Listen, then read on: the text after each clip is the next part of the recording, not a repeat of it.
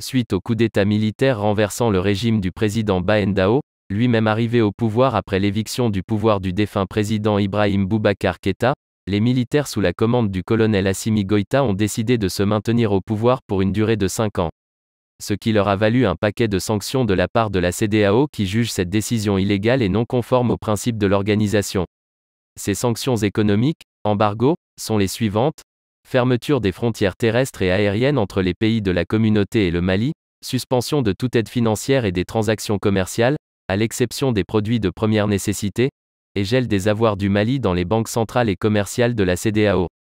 Par ces mesures, somme toute sévères, l'objectif recherché est une asphyxie financière du pouvoir pour peser sur le fonctionnement de l'État. Toutefois, le Sénégal, membre actif de la CEDEAO, semble aller à l'encontre de ces mesures prises à Accra. En effet, des témoins présents sur les lieux attestent d'une ouverture des frontières terrestres et, par ricochet, du maintien des transports entre les deux pays. A. Sankaré, étudiant malien au Sénégal, nous révèle que la circulation des camions transporteurs entre les deux pays avait cessé pendant un bon moment, sans doute pour signifier l'application immédiate des sanctions, avant de reprendre de plus belle. Je vois ici des camions avec des plaques d'immatriculation sénégalaises, qui rentrent dans le pays pour décharger leur contenu sans aucune contrainte.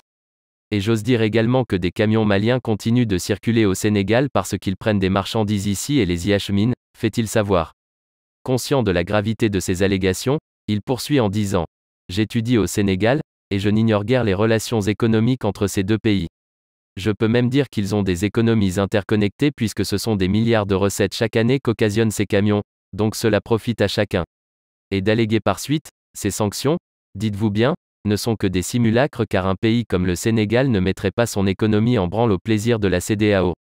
L'autre témoignage poignant est celui de K. Diabaté, lui qui avec assurance, affirme avoir vu à moult reprises des entrées et des sorties de camions provenant des deux pays. Il en déduisait même une levée probable des sanctions. Selon lui, certaines interventions de camionneurs à la télévision prêtent à confusion. Car ils se disent bloqués au niveau des frontières tandis que nombre d'entre eux ne sont pas interdits de circulation.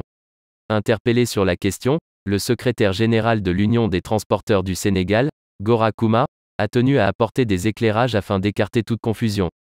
Joint au téléphone par Sud Quotidien, il reste sur le fait que seuls les camions transportant des denrées de première nécessité, produits alimentaires, d'hygiène, sont autorisés à fouler le sol des deux pays. À l'en croire, il faudrait éviter les amalgames car depuis l'entrée en vigueur des sanctions contre le Mali, aucun transporteur de produits outre que ceux cités plus haut, n'a franchi les barrières qui séparent les deux pays. Ils sont tous bloqués là-bas depuis plus de 3 mois maintenant, a-t-il précisé. Avant d'ajouter, donc, il est bien possible de voir circuler au Mali des véhicules sénégalais, cela ne signifie pas pour autant un abandon des sanctions. Rappelons que le mois dernier, la Cour de justice l'Union économique et monétaire ouest-africaine, UEMOA, avait intimé l'ordre d'une levée des sanctions engagées contre le Mali. Nonobstant cela, aucun recul de la part de la CEDEAO n'est encore intervenu. Cette dernière réclame de la junte malienne un calendrier électoral dans les plus brefs délais.